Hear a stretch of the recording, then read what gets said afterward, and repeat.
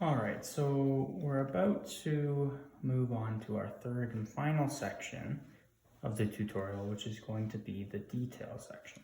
Now, before we get going, it's always a good practice to kind of look back and see if there's anywhere or anything that you want to change. So for example, here I've just realized that I've missed adding in some of the highlights in this lower section. So I'm just going to spend a little bit of time doing that. We're just going to add in our highlights. There's also a little section of shadowing here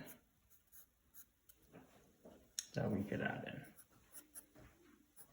So we're just going to spend a little bit of time adding in these things that we've missed before. A little bit of highlights in these areas. Perfect. There's no little shadow in this area.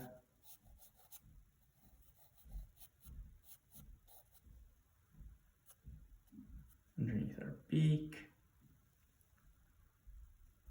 Awesome, that's looking pretty good. We could maybe bring this down a little further if we wanted to. But overall, that's looking pretty good.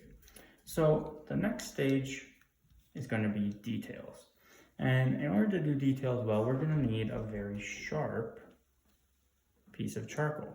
So I'm going to show you quickly how to do that. It's not the most ideal to use a pencil sharpener because the charcoal is so soft, it will often break into a pencil sharpener. So what we're going to use is we're going to use an X-Acto knife. And we're going to go through. Now, always be careful with an X-Acto knife. Always cut away from yourself because it's going to be sharp. But essentially what we're going to do is we're going to take your pencil in one hand, cutting away, you're going to push the knife very gently with your, let's get a good angle here, with the thumb of the hand that's holding the pencil. You're going to do that until you get a good size of charcoal on the end of your pencil. After that, what you're going to do is very lightly, you're just going to shave while slowly turning the pencil and keep on going until you reach a point.